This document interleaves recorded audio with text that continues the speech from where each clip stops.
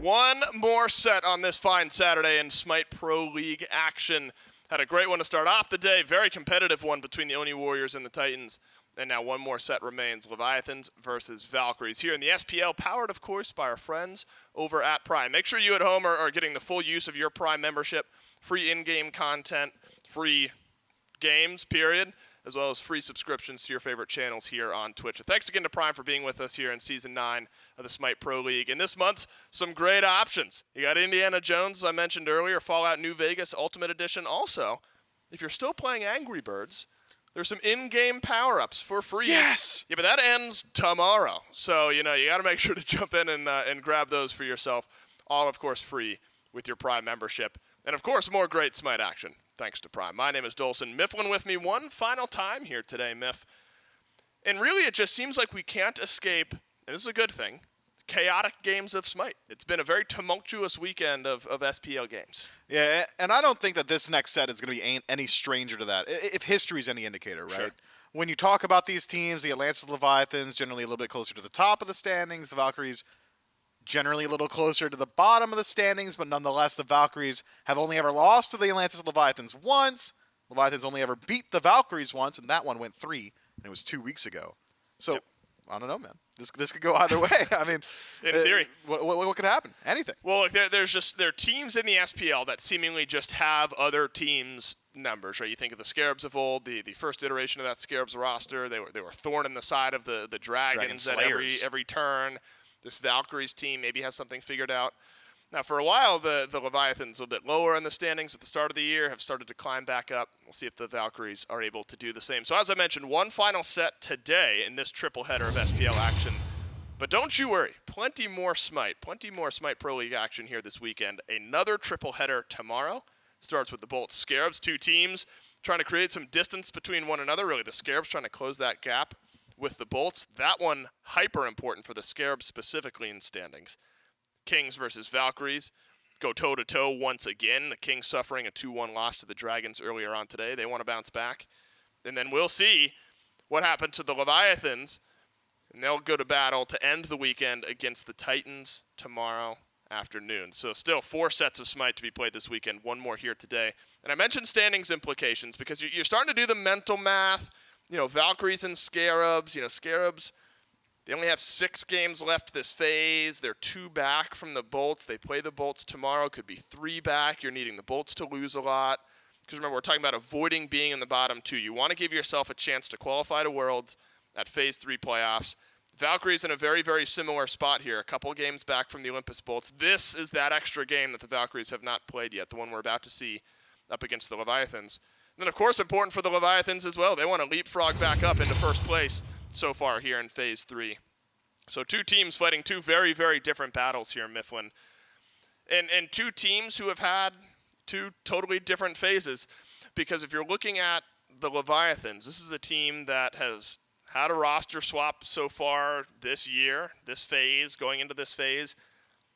And it's worked out. The Leviathans, with Haddix infused into this team, have started playing a very exciting brand of SMITE. Haddix just a standard, extraordinary, really, lane bully. I wouldn't call anything he does he's standard. nothing special. Nothing special for Haddix, right? It's another day at work when he shows up and dominates his lane, then rotates out. But maybe extraordinary when compared to the entirety of SMITE, because he really is a standout player for this team. One of the best to have done it, to be sure. Fits that style that the Leviathans have been looking for. I think slotted in very well. Also has been very vocal in shot calling, self-reported, I suppose. So maybe we take that with a grain of salt, but I tend to trust him in situations like that.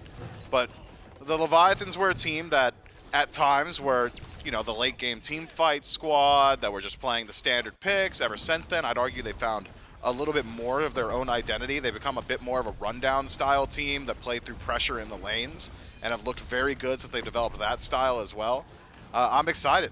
The Leviathans always seem to have something cooking up. Any team that's got Zap Man has always got something cooking up towards the tail end of the year. And we're starting to approach that point, and the Leviathans have yet to disappoint. We are at the tail end of the year now, and this is when these teams start to build up. So it's been a lot of King Arthur, Cthulhu, Guan Yu for Haddix, characters that can really control potentially the laning phase if you're looking towards King Arthur, but team fight style of phase with Cthulhu a bit later on.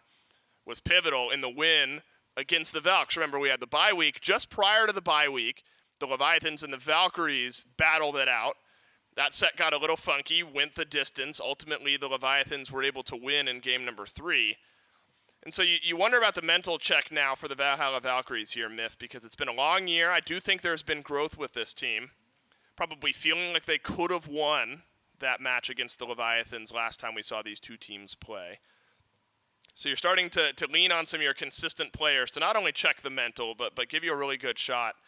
And when you're jungling against Panatom, Kiermy's got to step it up. And it's been a lot of Ratatosker. 4 out of the last 6 games, 4 straight. So 4 out of the last 4 games, all of them have been Ratatosker for Kiermy.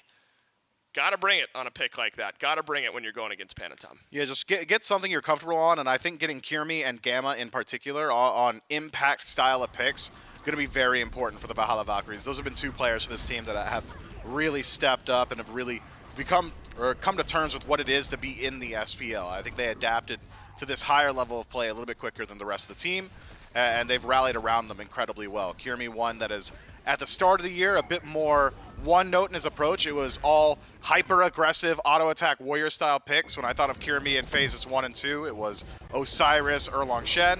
Nowadays, he's diversified it a little bit more so, or maybe less, with Ratatosker being a bit more consistent. But has for moved him. on from the Osiris. Has moved on, right? but is still capable of playing things like the Wheelish. The Circat comes to mind as of recent, so certainly some things that he's been willing to try out. But you know what I'm really curious about going into this set is Benny Q. That guy, he's one of the most vocal players in the league, but he had come to me. I'm sitting in the break room watching the previous set, and he says to me, Mifflin, you hear about the Beads Aegis thing? And I go, well, of course I have, Benny. I've been here all day. I work here. And he says, I got something cooking up. Oh my I've got some juicy stuff. And you know what? Kiermy looked directly at me from across the room with fear in his eyes. I saw the color drain from his skin. Yeah. And Kiermy said to me, he said, Mifflin, help me. So what does that mean? I'm pumped now for this set. I wonder if, one, Kiermy even knows what Benny Q's talking You about. think Benny's just coming out of like left field? Right, there's 2 options. Either Kiermy knows what Benny Q's talking about, and that's why he's scared, or he has no idea what Benny's talking about, and that's why he's scared. Either way, Kiermy is scared. And Kiermy, as well as the Atlantis Leviathans, sat down with us prior to this big matchup. Take a listen. There's some good stuff in here.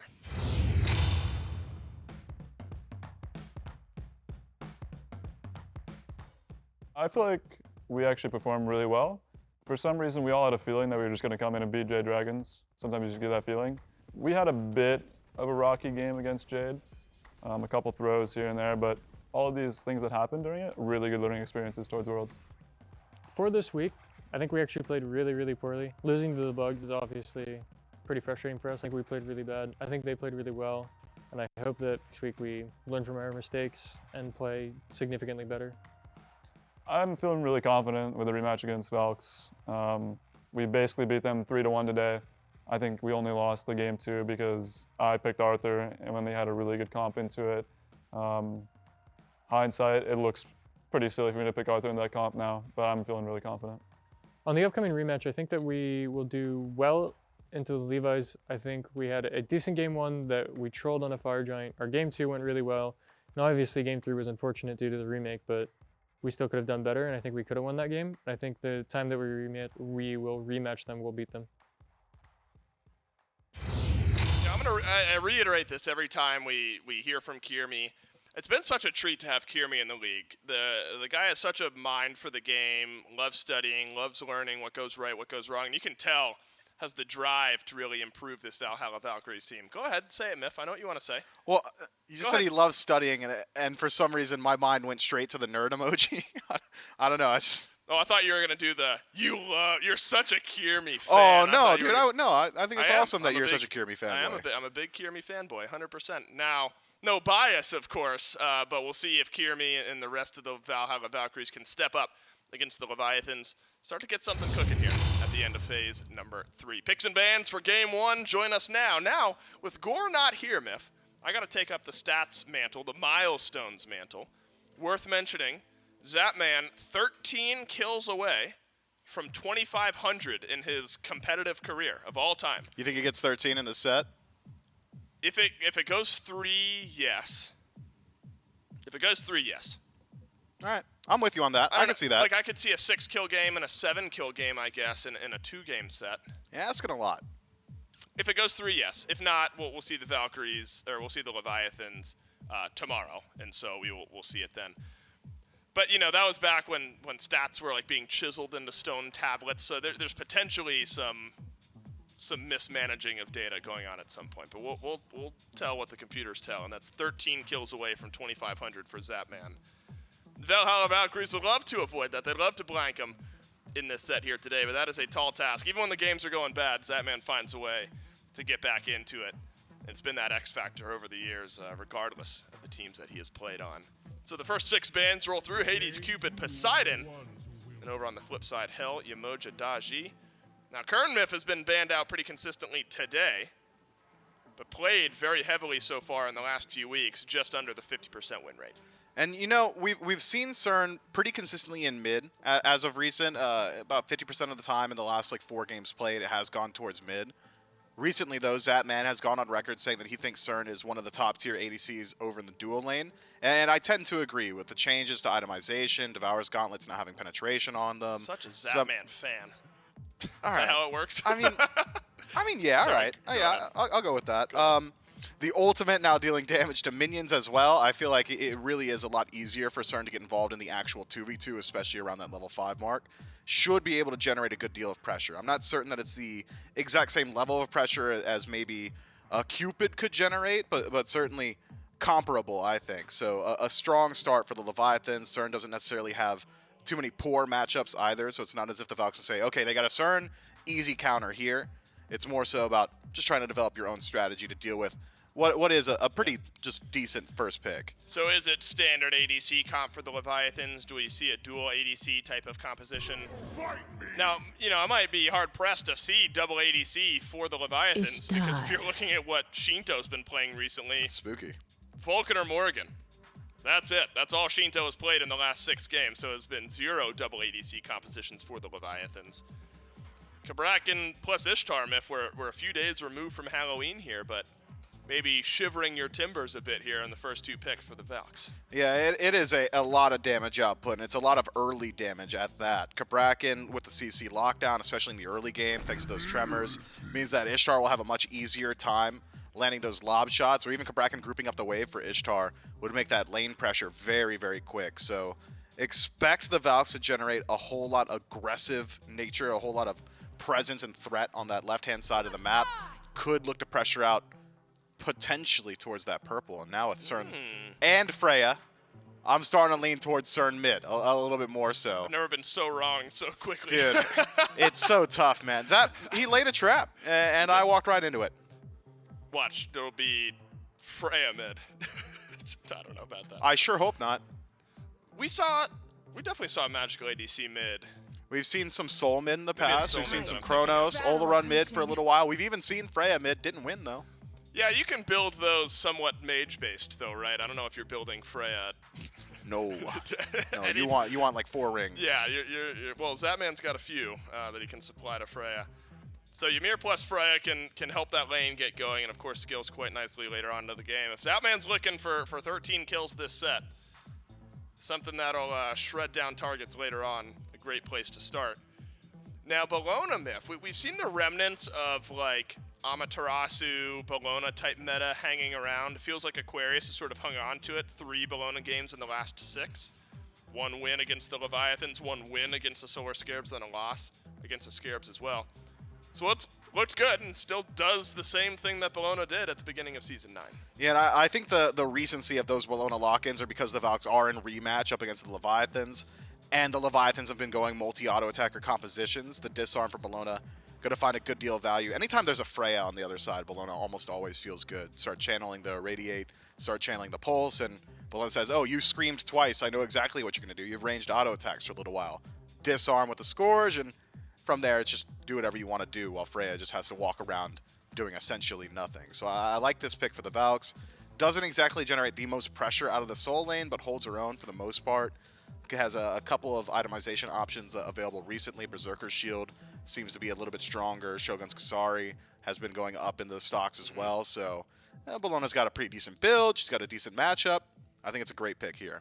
Looks good for Aquarius. Has looked good, as we've mentioned in the last handful of matchups. This one now, the Camazotz likely leans over towards Kirmi, which again, we've talked about all of the Ratatoskr picks. Leviathans tapped into that. They played against Ratatoskr 3 times against the Valkyries a few weeks ago. Banned away in the second wave of bans. Opens up something that still goes to the sky, still out of the fight, but can provide some damage for a bit of time in the Camazotz pick. Myth, double Guardian, double Hunter, makes some sense here for the Leviathans, and then throw an Assassin in there for Panatom, and a really nice comp for game 1. Yeah, it's a lot of aggression in the late game team fights. CERN locked down from a range, Freya as well with the banish, Walls lockdown, Jingchen initiation. This is a hard to deal with late game composition.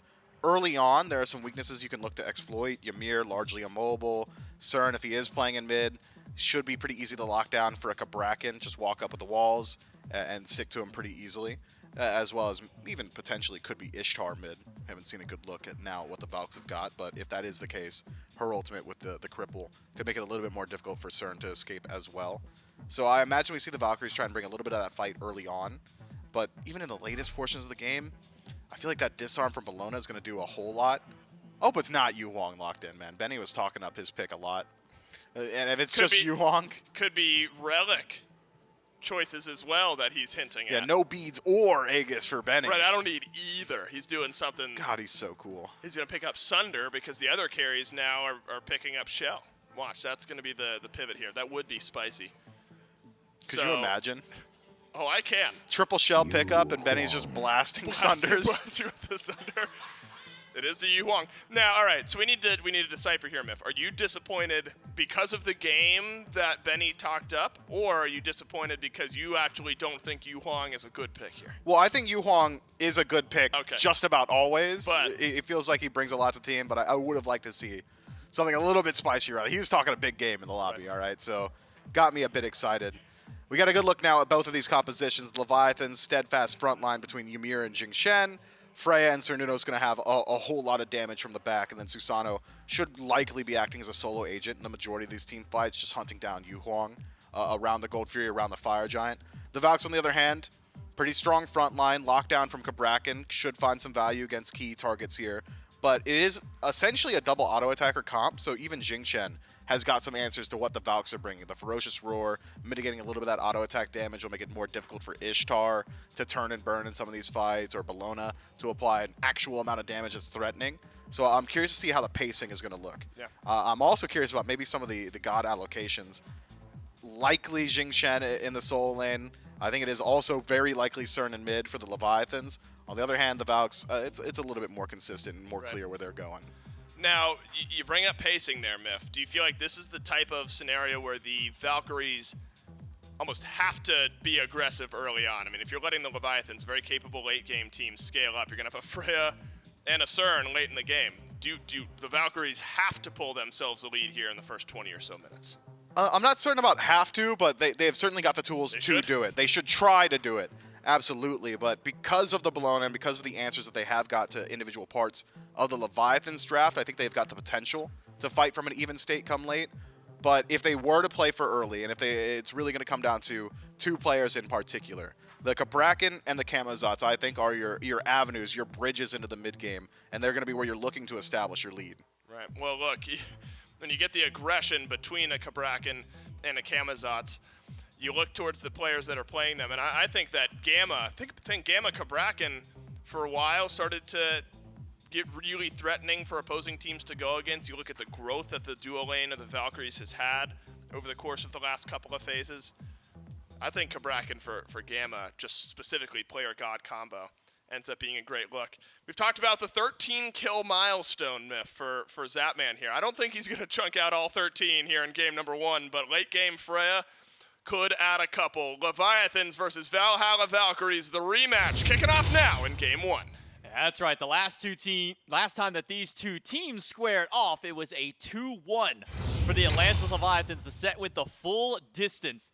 And now we're jumping into game number 1 of the rematch in the second half of the phase between the Levi's and the Valkyries. It's J-Mac, it's Trelly, it's Doug for game number 1.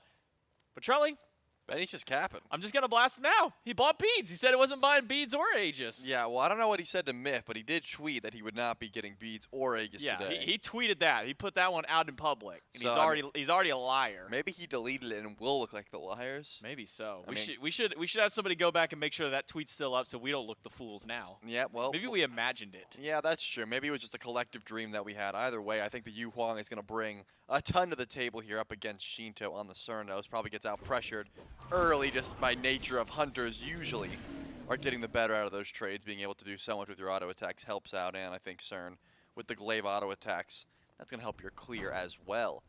I want to keep my eyes on these junglers because I think Kirmi and Pantom on characters that certainly can get active in the early, and both have itemized into the blink, which tells me they're trying to get active in the early, or at the very least want to have that option. So I want to make sure I'm watching where the Susano and the Kama are respectively. Because as of recent, it's been level 2. Jungler comes up for the Interceptor, picks it up. Then you look on the other side of the map, and there's a possible blue buff invade looking at solo. So I just want to know what jungle pathing they were going to be taking here. Oh, Gamma.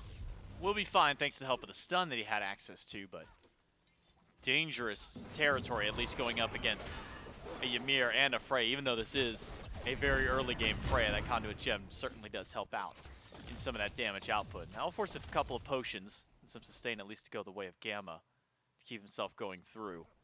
But picking up Blink first in that support role for Gamma, gonna be a little while before we see a potential shell maybe need to be picked up from somebody to try and maybe deal with the wall that Wrong Yu has or what have it be there. So very aggressive option in a relic from Gamma means he's not going to be as safe, but he definitely wants to get in the face early. Yeah, I mean, I've been wondering when these pros are gonna figure it out. You can't get walled off if you're just going forward, you know? Like if the wall goes behind you, just simply walk towards the Ymir. Jokes aside, there is going to be a bit of trouble there, but I imagine the call for the Valhalla Valkyries is just get active early, right? If you can change the order of your aggression, instead of letting Wrong Yu walk up, freeze, you know, put the wall up, you turn your attention towards the Ymir. Very difficult for Ymir to get out of trouble, right? Very immobile character in that sense. So I do expect to see some pressure put towards the duo lane. I think that's the reason for the Kabrakan over the Ymir pickup here. For the Leviathans, it's always going to be a decent target. It's always somewhere you can look to try and get aggressive. Blue buff invade by Kirmi. Haddix wants to secure this blue. He kind of needs this blue to keep himself active, and he will secure it. Out damaging Kirmi as far as the buff is concerned. Disarm from Aquarius will at least keep Panatom away for a moment. Panatom goes back in, but in the dual lane, it's Wrong Yu in danger, stuck inside the Tremors, and the Whoop was just off the mark. Needs a little bit more to close off the kill. Gamma going wide to find this one. Wow, we need a little bit of extra damage. The pulse slowing down Gamma. The Whoop not there, stun in time, and it's Wowie. And the Valhalla Valkyries picking up first blood in the duo lane. Wow, the Tremors were perfect. Wowie with the ranged autos able to confirm that one, and first blood even going over to the ADC. I was thinking if that kill came through, Gamma would probably have to pick it up, but no. Now Wowie's going to be able to finish that Dev Gauntlet a little bit earlier, help with the boxing trades, help with trying to fight into a Freya. Definitely like that for the Valhalla Valkyries early on at the very least. Taking over to level 5 so far, just the mid laners. So probably not too much aggression just yet from these junglers like we've been talking about. But it can definitely come through. Level 5 is when I want to see them get active. You know, they have so much access to the aggression. You know, you got the Typhoon from Pantom as well as Bat Out of Hell. Going to bring some good chase down opportunity. Actually goes into the Dueling Dragons Benny-Q. That was more of a... Gotta clear the wave, man. Yeah, okay, that was... Okay, well, he missed part of the wave, that's my bad. He was going for the wave clear. For some reason, I thought he was, you know, trying to get a kill. Maybe he was and then realized he could. Okay, so I'm scratching my head here, Charlie. Okay. So we've been seeing a few Guardians, you know, like Hades. We saw the Athena earlier. I can keep this going. No way another kill happens here in duo lane. But now we see a Xing Chen building full Is this just the meta that we're running into at this point? We may have to discuss that a little bit more later. Gamma in danger. Valkyrie's discretion. Not quite enough damage. Wrong Yu able to grab that one before he goes down. And now Panatom is here. Throws out the Typhoon. Hits Wowie. Turns it around for a kill for Zapman. That's one of the 13 needed to hit that 2,500. But all got to start with at least that. And that's going to be 2 for 2 now. The Leviathans are going to be able to tie up that kill count. But at the very least, the gold not going to be the biggest deal. Currently only a little bit in favor of the Valks. A solid 200 or so. Kirby had Bat Out of Hell, but was not going to be able to find anything else. Just good old shots there from Zapman. And personally, I think that you can get away with building this much damage stats on a character like Xing Chen because you're so safe already. I mean, you get the double leaps, you have the CC immunity, you've got the Furious Roar for the auto attackers if that's what you have to deal with. I think Haddix going Book of Thoth here, you know, might not be as optimal, but you're going to get extra damage online and you're going to be absolutely chunking in lane. You have some decent kill potential, especially because Aquarius, once you get Eagle's Rally down, is going to be getting hit by that Whirlwind of Rage to steal every single time. I don't hate it, and honestly, I've done it before. It's a fun time. Depends on if you get punished or not, but again, that Furious Roar, as long as you're hitting those auto attackers, you're not going to care too much about getting shred through. We'll see how the full damage Xing Chen works. Wall goes up, blink right past. And a turnaround freeze for Wrong U, but Eagle's Rally is there. The Dueling Dragons to close out the kill. And Haddix has picked up 3 with his own ult and thrown him right into the waiting arms of the rest of his squad. Shinto needs a couple bit more in order to get that kill. It'll be Panatom. Steal it away from him. Aquarius goes down. It's a 1-for-1 trade, but that's support for Solo. And that was a massive ult there for Haddix. That very much should have been a free pick for the Valks, but used a lot of ultimates to try and confirm that kill onto the tank. And when that happens, you're probably going to lose the fight after the fact, but could have been a close pick either way. Got to highlight Gamma there. He was able to slow down Rungu, make him force into the freeze, and then walled off a little bit later. Good ult all around, but still going to be relatively even game thus far. Panatom got real low there. Even saw the Typhoon used to try and disengage and get himself away from this Cabrakan that Gamma's been piloting. Ran him down just a little bit there.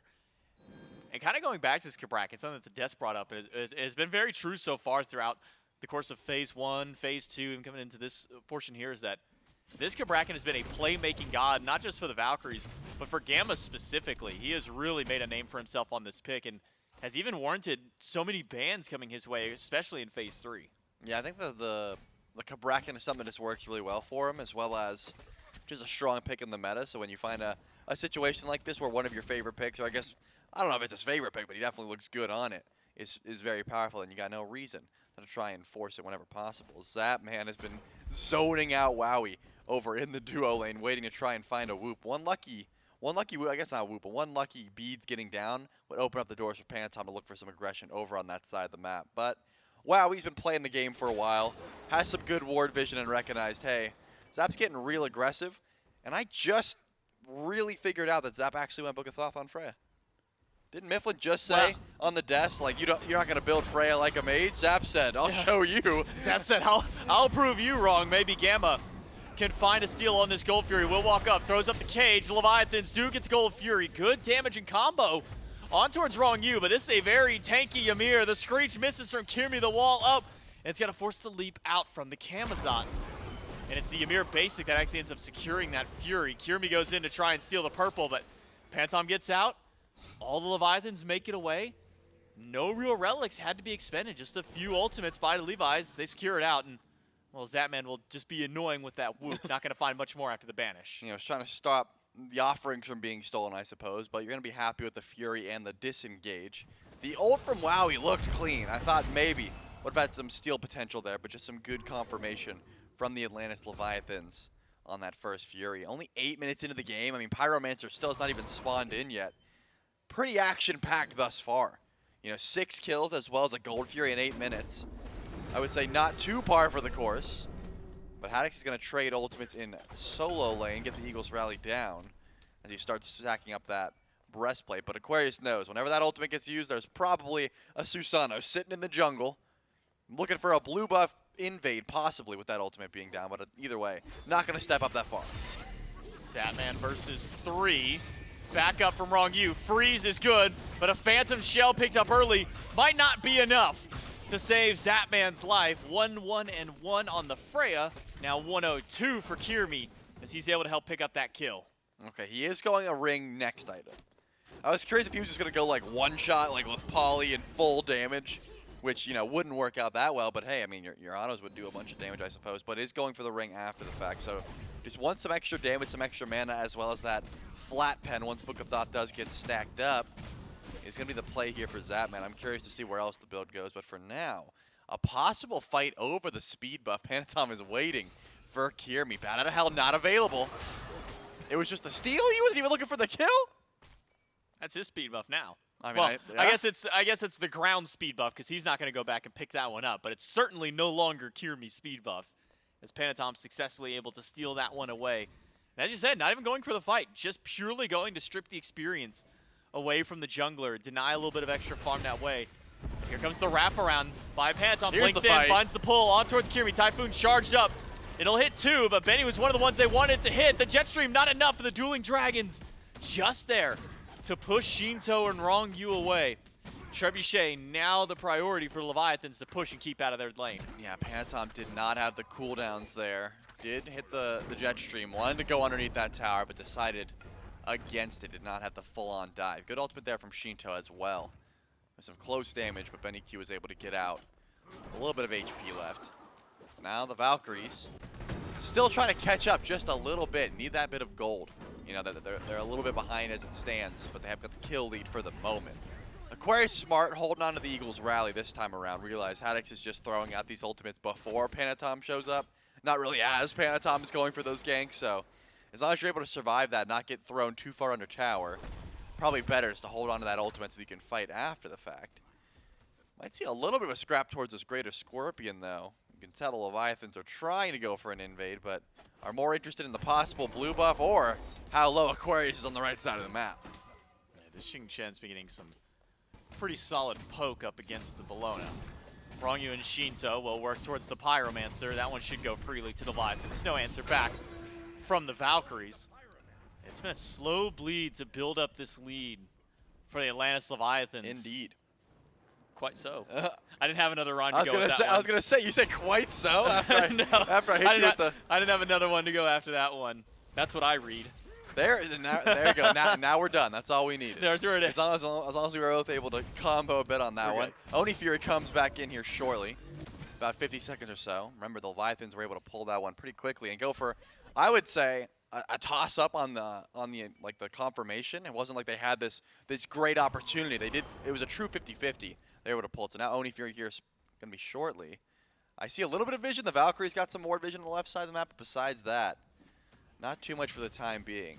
There has been little scraps. I mean, 7 kills in 12 minutes. It started off like 3 kills in 6 minutes, and now it's been just 1 since then. Still scrapping, though, are both of these squads, wanting to find little skirmishes when possible. But the Leviathans, ever the veterans, are going to get some vision down, knowing that this Oni Fury is going to spawn here real soon. But both solo laners are nowhere in sight, so doesn't look like an immediate pull from either one of these teams. No, they'll back away. Fury, they'll back up in just a few moments, as you say. The Valkyries are starting to motion towards it. 4 on this side of the map. Aquarius nowhere to be found at the moment. Teleport down for 40. But that's not going to stop the Valkyries from at least grouping around. Problem is that one little ward right there by Rongyu will spot out any potential group up around this Fury for the next little while. Shinto does not get hit by the fire combo. Haddix is rotated towards mid. Benny Q goes up into the Celestial Flight. That'll allow him to float back towards his tier 1 tower. Gamma gets the wall up against Zapman, who is unconcerned at all. Will instead turn around and fight the 2 people who were staring him down. Gamma walks out of the ice, but now has been met by Haddix on the tail end of the fight. Kirmi picked up, avoids the roar because of it, thrown up, and now Aquarius in the midst of all of it with the Eagles rally, but not a whole lot has been done in this fight. Can Haddix grab anybody? No. Feeds by Aquarius and a quick leap out. Haddix gets over the stun. And Shinto and Rongyu now on the run as the wall is thrown by Rongyu to block out the fight. More scrapping, but no blood spilled. It definitely was an interesting fight. Panatom and Shinto holding on to ultimates as well as the blink, so Panatom still could look to close some gap. But the Valkyries were smart and hid underneath the tower until that wave started pushing in, just in case Panatom wanted to try and get aggressive towards that wave. That was all over the Oni Fury, and both of these solo laners made the trek over by foot. Didn't have to use teleport or anything like that. And once again, Panatom going for the invade. This time, he'll take Kirmi's life before taking the buff and pick it up. Just a 1-2 combo to just walked up and 100-0 his enemy. And now, wow, he's staring down the barrel of 3 of the Atlantis Leviathan. Shinto and Zapman will pass the Oni Fury back and forth. Gamma on the way, though. This won't go for free. Banish onto Gamma, stunned by Rongyu. And a root by Shinto. Gamma, though, walks back up, throws the wall against Zapman, and now will channel the Tremors and no one to stop it because Aquarius is back and the Eagles rally to the back line, but Benny Q is low, and Benny Q is gone. Zapman lives through because of his ultimate. Now he's got to turn and burn up against Aquarius. Shell comes out just in time to save Zapman's life. Gamma will fall. Aquarius immediately after. It is an unofficial deicide by the Leviathans as Kirmi had just respawned to witness the carnage in front of him. Wow, that shell was so clutch there on the Zapman. The bludgeon should have certainly gotten that kill. Just well played by the Leviathans. The Oni Fury goes down in an insta-back for most members, while the rest are going to steal away some farm in the process. 4,300 gold currently in their favor, and because the rest of the Valks are dead for another 11 seconds total before everyone spawns back in, probably some more gold going to be going in the pockets of the Leviathans. Well, I mean, just a clean dive. I think trying to focus out Zapman with the Bracken walls is always going to be a decent strategy, but the follow-up wasn't quite there. And with the Valkyries' discretion available, just able to stall for so long until the rest of the team, the rest of the Leviathans come through to help out Zap. And after that, in fact, living through there, that's gotta hurt, right? The Valks wanted just that kill. Like, that was their one call. Like, okay, we're gonna lose this fight, we're gonna lose the Fury, but we'll kill Zap. And not even that was able to go through. Remember, this all started from Panatom going all the way towards that speed buff and finding the pick onto Kirmi. So now you can see a 2-level deficit in the jungle. Panatom sitting at 3-0, whereas Kirmi got some catching up to do. Zap's been undeterred by the Kraken walls the last 2 times. He actually just said, he walked in. The one that happened below the Gold Fury pit, Zapman turned around, smacked the wall a couple times, said, oh, well, bet, wrong you is here. I'm just gonna W key at you instead. This time around, gets walled, stuck inside Tremor, says, all right, cool. I'm just gonna keep hitting Gamma instead because Gamma's not moving. Then, unfortunately, finds out that Aquarius was behind him, eats that Eagles rally, and then turns to the 4 for, I believe, 0 trade at the end of that one. The Atlantis Leviathans up 8-4 in the kills, but 4,000 gold in the lead so far in this game. Nearly every objective has gone their way. At least every Gold Fury has gone to the Leviathans. And now with the Trebuchet locked down for themselves as well, can start to put some pressure and maybe help Zapman push up this lane just a little bit further. Definitely looks like the call as Panatom and Rong, you were waiting to see if someone's going to walk up. Wowie's ward definitely caught them out at least once, so no one's going to be able to step up for the time being. But Panatom is standing there. I was going to say, decided to go anyways, try and catch Wowie between towers. The purple buff invade is what they're after, just through the walls. Gamma not going to be able to find that one. But look at this. Aquarius did make the rotation over, just in case. And actually, Zapman might be in a little bit of trouble, forced into the ultimate early. In the sky, returns some damage. Wrong you. And the entirety of the lobby is now fighting between the towers. Damage. 5 of the Valkyries push back to their tier 2 by one lone Haddix, who has walked up level 17 on the Xing Chen. And half health to Benny Q. Yeah, just walked up to Benny Q, screamed at him a little bit, and said, go back to the rest of your team, little dragon man. He was furious. Very furious about it. A roar even. Yeah, he just yelled at him furiously. Has a good deal of damage already. The Book of Thoughts seems to be going into the Pythags as well, I have to assume. Could be a whole myriad of other items, but just because it's a solo lane Xing Chen, the Pythags has been the call more often than not. So this Xing Chen is going to continue doing that damage. And again, Wowie would do a great deal of damage to Haddix. The issue is, as long as Haddix is able to land that Furious Roar consistently, he's not going to care too much about the auto attack damage from the Ishtar. But with the Kin size online and the Executioner, you got to imagine all of the tanks are going to be watching out just for how much damage the Ishtar can really do at the moment. Wrong you also a little bit mindful. Has the Phantom Shell, but has been using it more often than not just for a regular shell. Like we saw it last time on his Zapman. There was no wall there. That was just some extra HP. It could be a little bit of trouble as Benny Q forced into the Celestial Flight. He didn't get very far with that one. Bede's now down for a little under 3 minutes for the mid laner. Meditation was his second relic picked up to try and answer the call, to see what he can do up against the opposition. Phantom Shell, at least by Gamma early on. Phantom Shell by Wrong Yu as well. So both supports at least taking up the mantle and making sure they can get away from the opposing supports walls that do end up getting thrown out that direction. But as you can see, the Leviathans starting to group up around the Fire Giant pit. No Pyromancer for at least another 2 minutes. So they're trying to posture to maybe find themselves a pick before they can go for the major objective. Yeah, I mean, I thought it was a little early, then I looked at Shinto's build and realized that he's level 19, so they probably do have enough DPS to go for a possible pull. Haddix blinking in, looking for Gamma, not going to be able to find that one. But Aquarius is a little bit high. Actually, here it is. Wrong Ute is going to start the pull immediately. Kirmi and Aquarius, first one's walking up. Aquarius rooted out by Haddix. Fire Giant dropped by the Leviathans. Maybe they didn't have quite the damage they were expecting right out the gate. Whoop onto Kirmi. Does have the leap as soon as he lands. Panatom putting out some damage onto BennyQ. Throws out the jet stream under the tower. Valkyrie's discretion and a Typhoon instantly thrown. We'll get Panatom's beads though because Wowie's ult was there to zone through. Shinto fighting against 2, by the way. Kirmi up in the sky. And then the Eagles rally in, but Shinto gets the shell. Doesn't get the hope in time from Haddix, but he does find a double knockup and a root after. Wrong you. Credited to 1, but Wowie will pick off Zapman. 2 for 2 trade.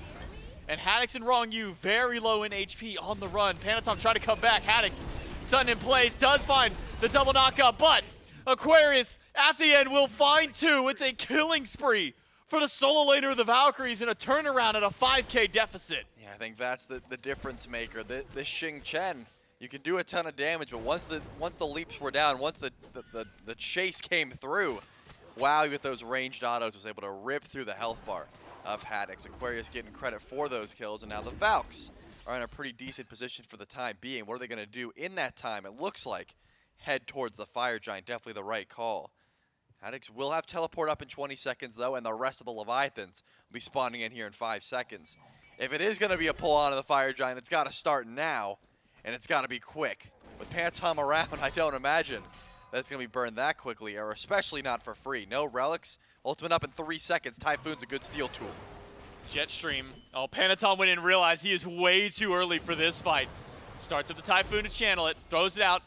Does not get what he was hoping for there. The Fire Giant will go to the Valkyries, but what about the fight after now? Because Haddix has returned to the fray. Leap away by BennyQ. Beads from Wowie off the banish by Zapman. And all 5 of the Valks have the buff around their waist, but can they find their way out of the fight? 3 to get blocked off here. BennyQ does not have his leap yet. Has to use the ultimate for the immunity, but does not get immune the damage from Zapman up in the Valkyrie's discretion. But he's only hitting the tanks that damage. Double banish to try and help out Wrong You, but Wrong You is too little too gone at this point. And the swipes in from Kirmi are slamming the health bar of Zapman. The Valkyries have only lost their mid laner from the Fire Giant. Yeah, the Valkyries are going to be able to run up right side of the map now. They're going to be without BennyQ for a bit, but Wrong You and Zapman dead for at least 25 seconds before Wrong Yu's able to come through. So probably a smart call to split up the map as much as possible. Shinto going to try to take a red buff, whereas the Valks get that tier 1 over and right, heading towards the tier 2 now. Their team fight is just looking real solid. If they're not dying to the Whirlwind of Rage and Steel, if they're not dying to the all-in die from Panatom, looks like they're certainly winning the roar of attrition. Tier 2 goes down as Shinto and Panatom, I imagine, are going to grab the Gold Fury in the process. I guess a Pyromancer's on the table here for the Valks. The Gold Lead's certainly still in favor of the Leviathans, and as long as that Gold Fury goes down, and it did, it's going to stay in favor of the Leviathans for a bit longer. So I don't imagine that they're too afraid to try and defend this, right? I mean, tier 2 towers, once everyone is back up with relics, Leviathan should feel pretty good about trying to put up a soft defense towards these tier 2s. But in that same vein, Valhalla Valkyries got to be happy with how this game has turned for now. 4-2 on Wowie for this Ishtar, leading the damage charts by nearly 5,000. Oh yeah. Up ahead of the next player there, Shinto and Haddix sitting around that 13K mark. BennyQ has been the primary target for both Haddix and Panatom, even throw Wrong You in there. But nearly every time, BennyQ's been able to get up into the sky, delay the fight a little bit longer, allow his team to rally around and give him the assistance that he needs. And now with it, the Valkyries can start pushing down some of these towers. Still 4 on the map, both in mid, both in the duo lane. Well, one of the ones in the duo lane, at least still standing now, as that one crumbles to the Valks. Got a good push in. This is what I was expecting. Haddix is going to be at the forefront of this fight.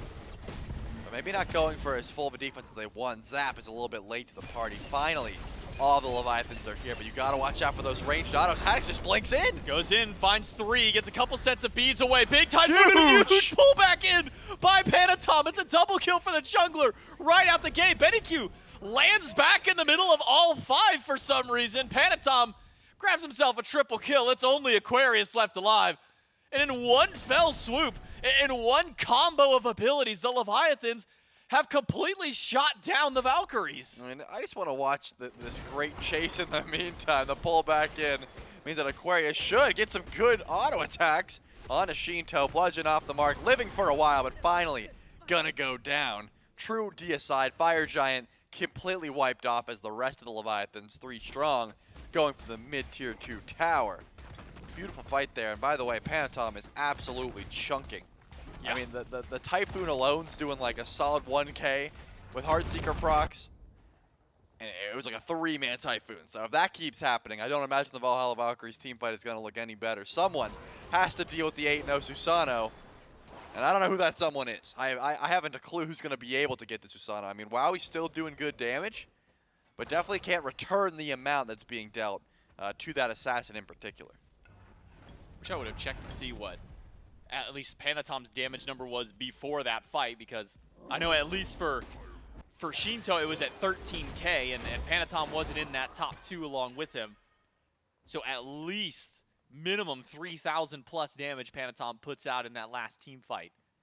Between the Typhoon, between the double pullback, and a delayed quadra kill. He has baited me twice now with that. Yeah. These 180 jet streams. I'm like, all right, cool. He's going to go in. Dash gone. And it's like, where'd he go? It's like pulling a Houdini on us. Well, on the Fire Giant, it made sense. that one because made he wanted to check the health bar. That time, I think he was trying to bait Benny's dash out because there was no relics to get at that point. But either way, just a fun little trick there on Susano. When you're 8-0, you can make plays like that. The Valkyries are set up towards Fire Giant. Going to be spawning in here in about 8 seconds or so. Going to get some vision up, but remember, Benny's out of relics for 25 seconds before meditation comes up, and 35 before the beads are going to be up. On the flip side, though, Shinto also going to be without relics for quite some time, and Panatom, so I wouldn't be surprised if it's a full just stalemate for the next 30 seconds until both of these teams are fighting at full strength. But considering the gold lead is so far in the Leviathan's favor, about 7,000, pushing 8, 7,600 at this point. It's not going to be easy to try and go for this fight. And because of that, the Leviathans have sent out a trebuchet over to left, which is going to slowly beat away on that tier 2 tower if not dealt with, which the Valks, I doubt they're really concerned about it at the moment. Yeah, trebuchet will slowly chip away at the tier 2. And then the Phoenix immediately after if no one goes over to deal with it. Teleport is up by Aquarius. He could always go and try and help mitigate some of that on the left-hand side. But for now, the Valkyries and the Leviathans grouping up around this Fire Giant pit. Leviathans with this 7,000 gold lead can just bide their time. They can wait around. There's a trebuchet in right as well starting to push up.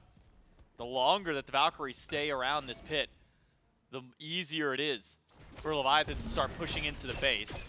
Good thing about the one on the right is it's very easy to access, so Wowie and Benny can take that one down quickly. But one on the left, I mean, that tier 2 tower, once the next minion wave shows up, should be going down. In fact, with that minion wave already there, tier 2 on left side gone. More gold for the Leviathans and a pull on fire. MG is going to be started up here. Aquarius is the first one to walk up, but it's going down pretty slow. Actually, it looks like a full-on reset as Aquarius did walk up, so that was not the fight the Leviathans were after. Possibly still just trying to stall out, let the trebuchet keep pushing. Could be the play thus far, but remember, I mean, all the relics came back up here. We're about 1:30 away from this Fire Giant being enhanced, which I don't think is the call to wait for, but if the Leviathans don't see the fight they are after, we don't see the whoop from Zapman or the wall from Rongyu, we could just be stalling here. Well, Panatom caught offside the wall. Phantom Shell is there. Wowie very low in HP. Haddix gets blocked off by the wall of Rongyu, but Kirmi's health bar is looking a little worse for wear from the damage from Zapman. Bat out of hell. The 3 carries now low from the Valkyries. 2 of them have been sent back to base. Wowie has some sustain. But can Aquarius, can Gamma be the hero that their team needs? Fire Giant low. Eagles Rally is available. Aquarius can't get there in time. All the CC in the world to lock him down. The Leviathans get the Fire Giant. The wall will block off Aquarius, and the Eagles Rally to get over the wall, but now it's the full-on chase. Panatom has found Gamma, but it's not enough damage to take out the Cabrakan just yet, and with Haddix wrapping around, Tier 2 and right is all but guaranteed to the Levi's. Yeah, Haddix didn't have the ultimate, was trying to cut off Gamma there, did not happen. 30 seconds left until that would have been an enhanced fire giant, but this is just going to be normal, so minions certainly going to help out on this Phoenix, and it's going down real slow. Good disarm is going to stop the rest of the Phoenix push for now. I imagine Leviathans want to play this as slow as possible. Let Panatom go mid, and someone try to take that 1v1 versus the 8-0 Susano. Probably not going to go well. It looks like 4 strong are the Levi's over on the right, and Kiermi is going to take that fight with Benny Q playing mediator between the 2 lanes. Pretty sure Panatom can delete it, but whoa, dueling dragons on a Zap Man. And that's half the HP on the carry. Wrong U rooted in place. And Benny Q floating away slowly, but Panatom has just soloed Kiermi. All of his own volition. It's the Panatom show for the Leviathans right now, as he can do no wrong. He is 1-tapping or 2-tapping any carry that stands in his way. Yeah, if Panatom was Zapman right now, he'd be pretty close to 2,500 kills, but unfortunately not Very going to be the close. case. Panatom and Zap are just going to be able to grab that mid Phoenix, as the right Phoenix hasn't really been looked at. I mean, it's taken a few auto attacks, but the Valks have more so just been playing stall duty. It was a good ultimate, but they weren't able to confirm any of those kills. Once Panatom finds another wraparound or another pull in, I imagine that's when this siege is going to start looking pretty good. But the wall is going to stall out a bit of the damage from Wrong U. Watch out for Panatom, though. No Typhoon. And 15 seconds until Kiermi is back up. Aquarius wants to hold him back, but Panatom is fine, dealing half of Aquarius' health by himself. Eagles rally in, finds 3. Haddix goes for the ult to pick up 2. The dueling dragons, though, will slam Wrong U and Zapman together, and Aquarius goes down to the minus Zapman and Cheeto, while Panatom, all by his lonesome. Wowie is gone. Benny Q is gone. Double kill for Panatom, making a triple. No, the bat out of hell will get him away from the Typhoon, but Kiermi has to run and tide onto the midst of the fountain, while the rest of the Leviathan stand strong. The Titan under fire. Haddix with the root. Kiermi jumps back in, and the Atlantis Leviathans in 32 should take game number 1, barring a throw. Give another one over to Panatom. That makes it 12-0 for the Susano. Stop giving it to him. I'm disgusted what he can do with this pick. Didn't even go godlike. What do you mean? It's only 12-0. Only 12-0. I'm sorry. He didn't even go 13-0. Imagine with the lead that the Leviathans had, not even going godlike. Yeah, Zap did actually steal a kill. Leviathans played that extremely well. I was a little bit skeptical about how tanky Haddix would be able to be with the damage build he went to go. But with the Bancroft's Claw in the back line, he was just fine. Those shields, he was able to frontline for his team. While they were distracted, Panatom was just deleting everyone else in the back line. Like, this Susano was just popping off. 12-0, you know, like I said, he didn't go godlike, but it was still a pretty clean game. Zap's going to have a lot of work to make up if he wants to try and get to 2,500, as you said. But still, a win's a win, and I'm sure they're happy with that one. Leviathans will certainly take a win now. I mean, just that last little play is, all right, Aquarius goes in, finds a triple Eagles rally. Panatom says, word, your back line is mine now, and does exactly so. Panatom and Leviathans take game number 1. Can they keep it up in game 2? We'll find out right after this.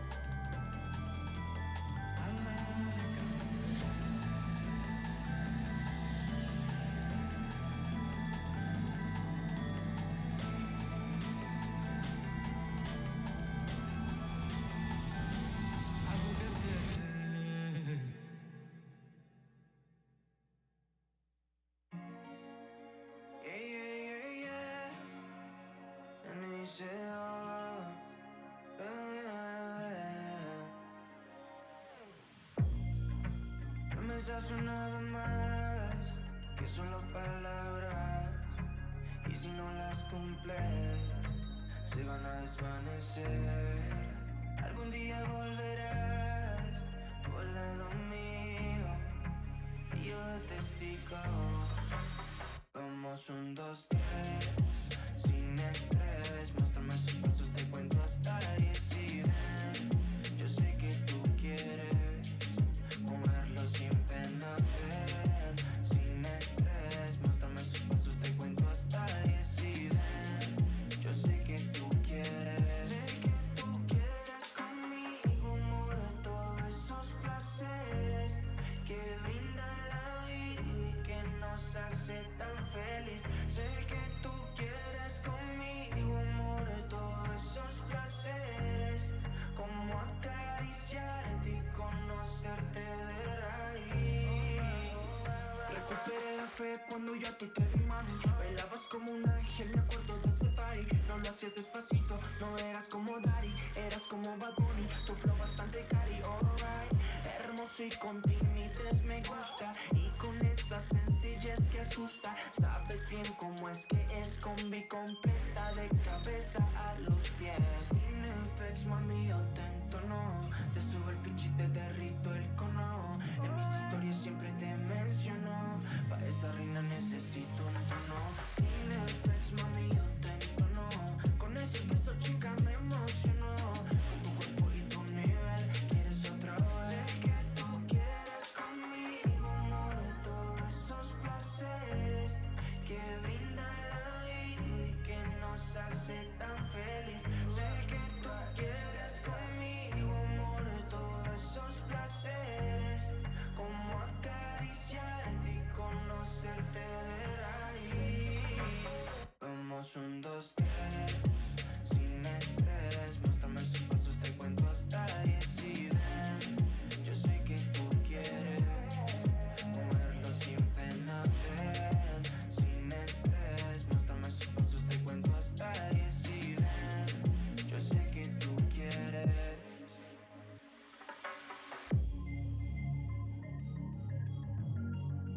Quieres conmigo, sé que tú quieres. Quieres conmigo todos esos placeres.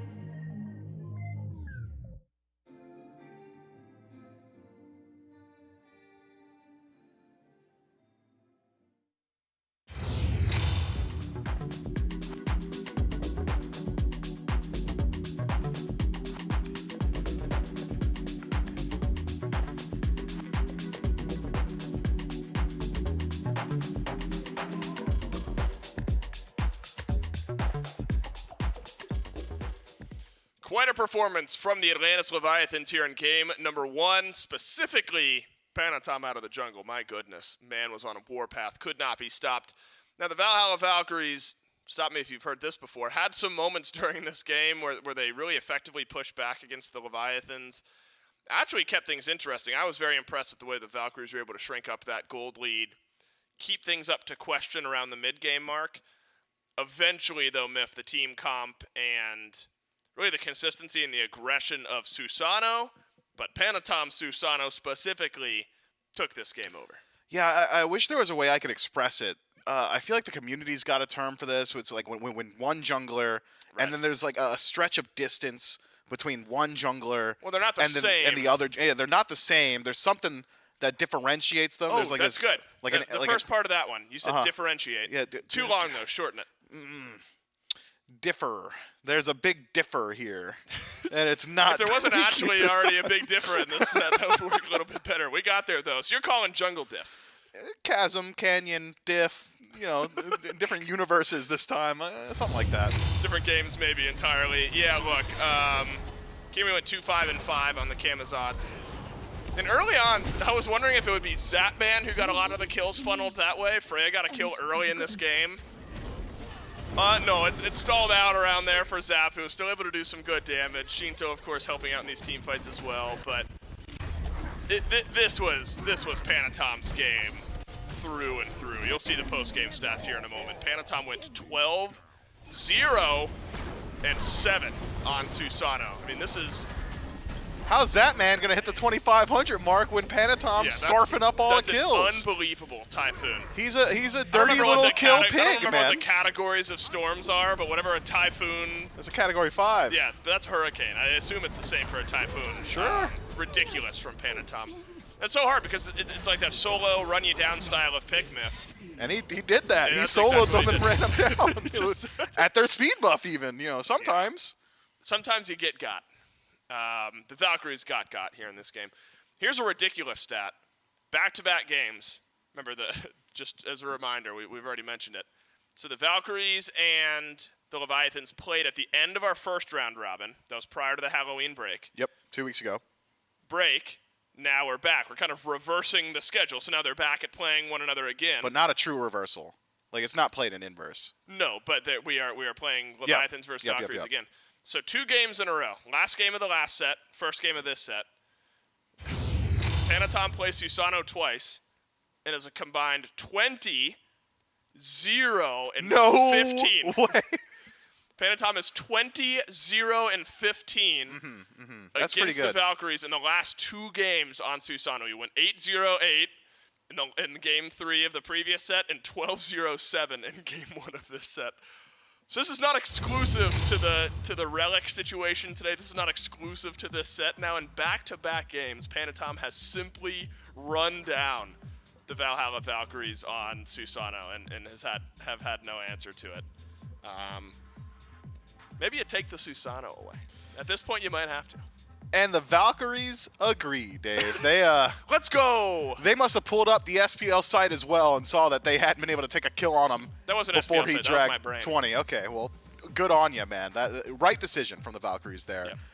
It is worth noting, though, legitimately, we had a little bit of fun at Kirmi's expense in the previous match, but that was actually a game that was really annoying to be a Camazotz in. When you're operating around Ymir and Kabrakan walls, both blocking Vampiric Bats and Screech in like a ton of those team fights, just felt like he had a lot of mitigated success throughout every single one of those team fights. And anytime he wasn't in a team fight, he was being accosted at his speed buff. So maybe some adaptations on the jungle from both sides this time around.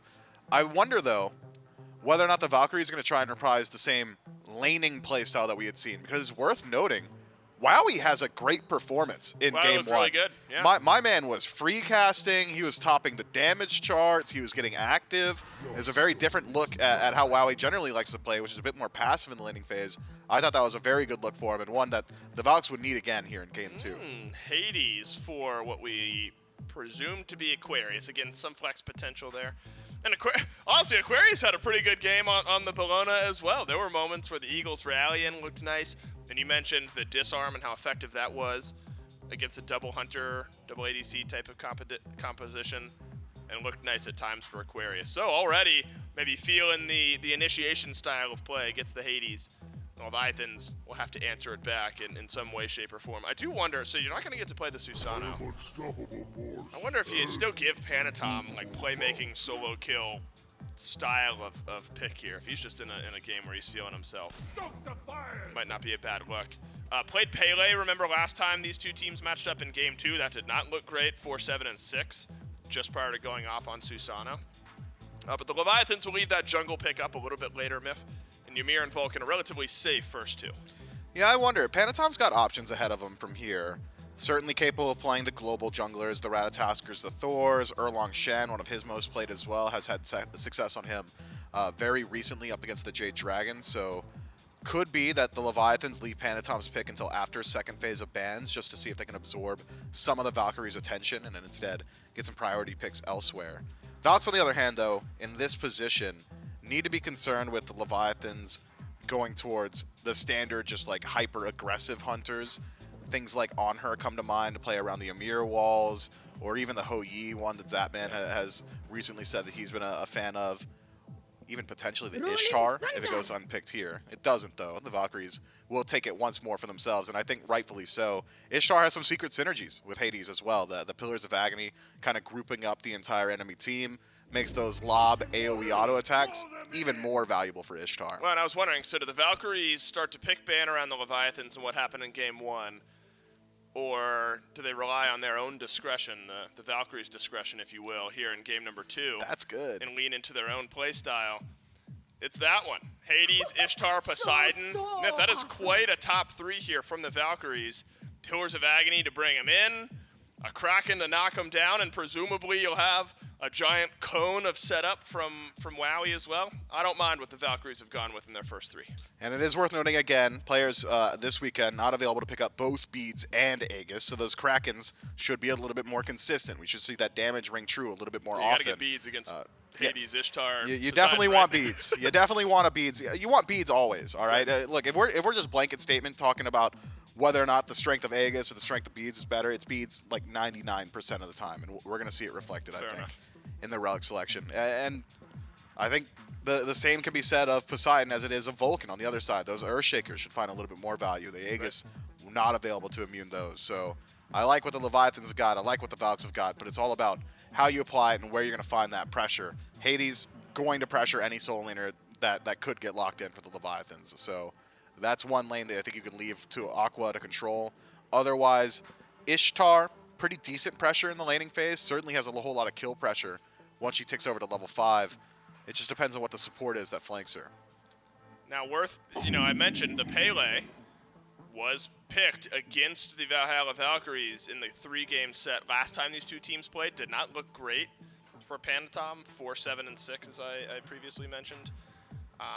Also was into a Poseidon, so it could be something there for Benny Q if he's able to combo the Pele. Difficult to kill off. A slight smirk from Haddix, the Cthulhu pick, one of Haddix's best. Looks good on any type of pick, but the last time we saw Cthulhu against the Valkyries was a 5-0-8 game in a Game 3 win a couple weeks ago. And so the answer then has to be there. I suppose Ishtar can build into kin size, shred down that health bar some, but already appears to be a lot going on in the team fight for the Leviathans, and WoWie's going to have to find a way to undisrupted connect those auto attacks.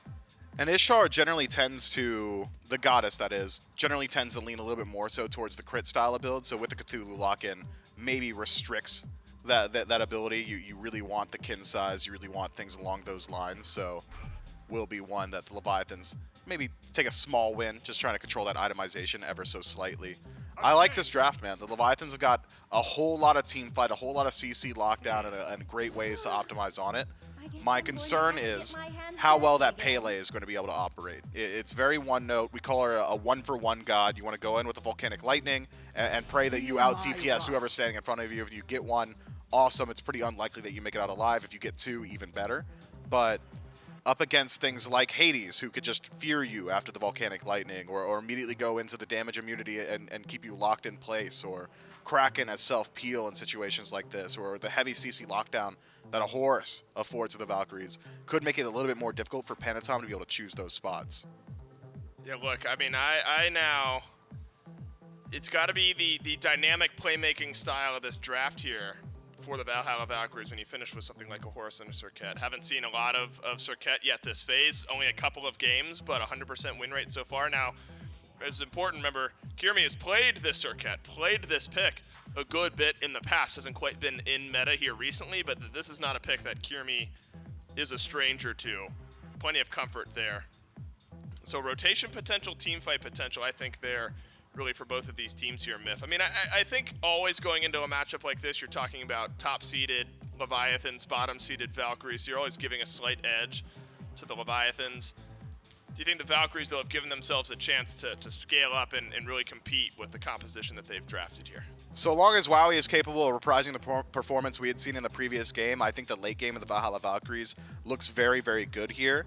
I'm not so certain how they're going to utilize the Horus. I think that's one that, when I think of Horus, it doesn't exactly go immediately to the Valhalla Valkyries. I think of teams like the Camelot Kings generally. So with this Horus in support, it still fits Gamma's style of getting aggressive, right? I love seeing him on picks that can kind of dictate the early pace of the game. I think Horus fits in there, but generally it's picks with walls that Gamma goes towards, as opposed to just the raw CC that Horus brings.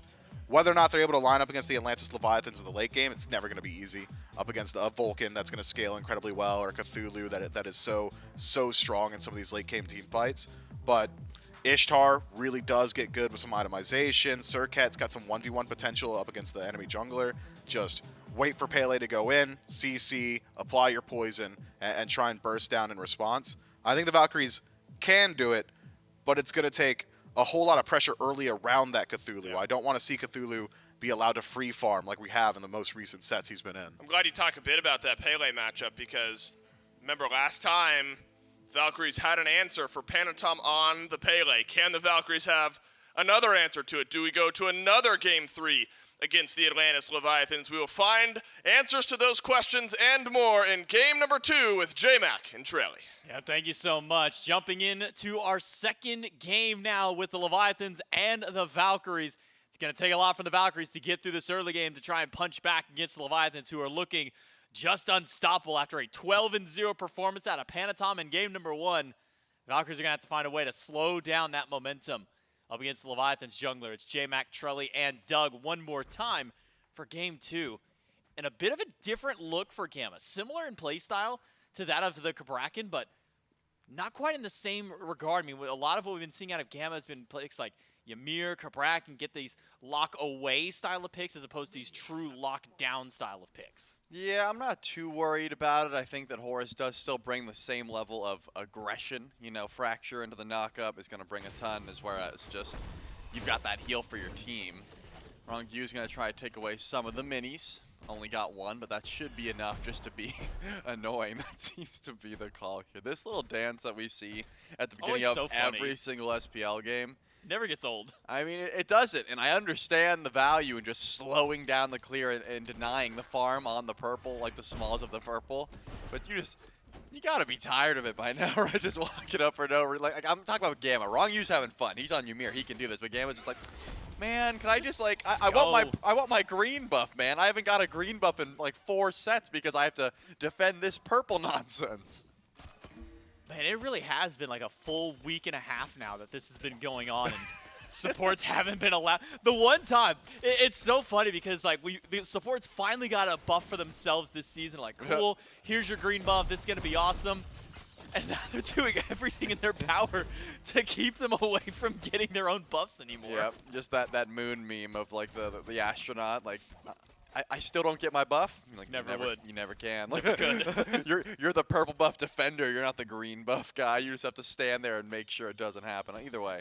You're saying my buff's not important? Never was. Nope, never was. And now level 1 are the supports, whereas the ADCs get to be level 2 here, get some extra clear. There's going to be a little bit of, I would say, pressure in favor of the Valkyries because... What? Excuse me? What happened to Zapman? Where did he go? What did he do? Did he walk up in the lane and just get absolutely manhandled by Gamma?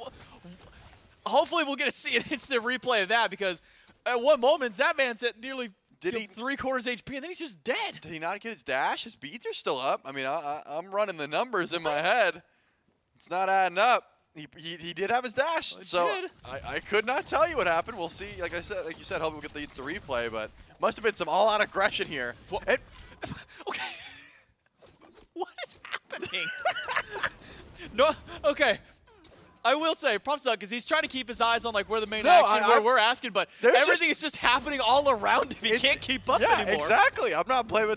He's getting tired, man. He's been here for a long time. I'm just saying, it's so quick as well. There was no fighting. We panned him in for 2 seconds, and then just death. That's all it was. It was instant.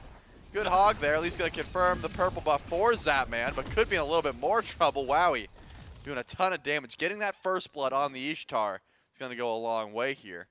It's going to help out, but remember, Panatom was able to find Kirmi deep in the jungle and able to grab the kill. First kill of the game for the Leviathans. Now you can see, though, Kirmi is sitting around this duo lane, trying to see if Zapman's going to step up. Doesn't seem like that's going to be the call. Yeah. Well, I did get confirmation that we do have replays of not just the first blood, but as well as the one from Panatom earlier on. We can take a look back at those ones and see. I mean, look, Zapman is 80% HP starting into this fight. Oh, looks like he got slowed down and just lob shots, then stunned out, root in place. Yeah, good little pick there. Didn't beads, didn't dash. Didn't beads, didn't dash away. Typical Zap. holding on to his relics for another game, and then Panatom just walks up and just hits him with basically a full combo. Gets the knock-in. Oh, gets the caught class the after. lead. Oh, there's the problem there. And even the top back was beads away. Just solid play across the board for the ones who got the kills. Not so solid play from Zetman, who held on to beads during all of that. My man just ate the horrific. It said I'm not beads. And the stun. I'm not dashing. And the root. And I guess maybe underestimated the jolt damage. He'll be fine. The zap passive is charging up. 0-1. Should be able to continue. He's not going to get to those 13 kills like that, man. No, he's definitely not. I'm sure he doesn't even know that he's close to 2,500 kills. So no one tell him. Yeah. No one let him know. No, nobody put it on Twitter or anything. Don't tell him. No one mentioned any word. He doesn't need to know just yet. Yep, and I think he's not going to be able to finish Dev Gauntlets for a bit. Surely Wowie, who just backed with that first blood bounty, is able to finish up the Dev Gauntlets, and that is going to be the call. Doesn't really have any other gold there, but don't really need much because you're stacking the gauntlets first, and that's going to help you out a ton, especially in the boxing match. But because the supports are still sticking around, I doubt there's going to be any more aggression on that side of the map for the time being. I'm just waiting to see when Panatom is going to decide to get active once again. We saw the first kill. Beads will be up in about 16 seconds. Full Brawler's beat stick has been finished as well. I imagine Benny Q a decent target, but you got to make sure you have the beads for the Kraken and the title surge, or else a lot of self-peel from that mid laner. You can see Panatom is rotating over to the right side of the map, more so looking to try and put Haddix ahead.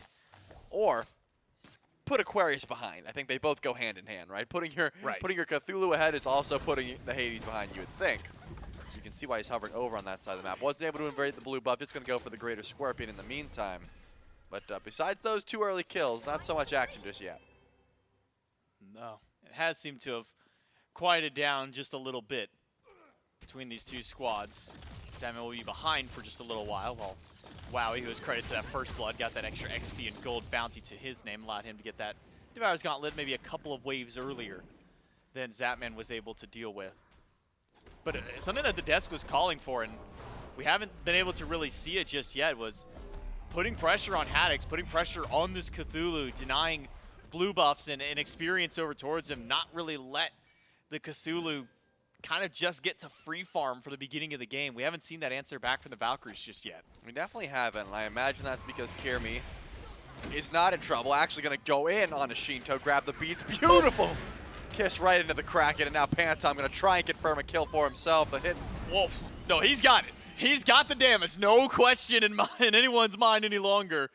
As Panatom starts the game 2-0 on the Pele. 1 kill to the jungler, 1 kill towards the mid laner. Panatom is not going to let his team fall behind. Anything the Valks can do, he can do better by himself. Clearly. And get the beads down from Shinto as well. That will go a long way into helping out the Valks. But it looks like possible gank onto Aquarius. Wrong, you going to be tanking this one up. Here comes Panatom trying to get his 3rd kill. And he will.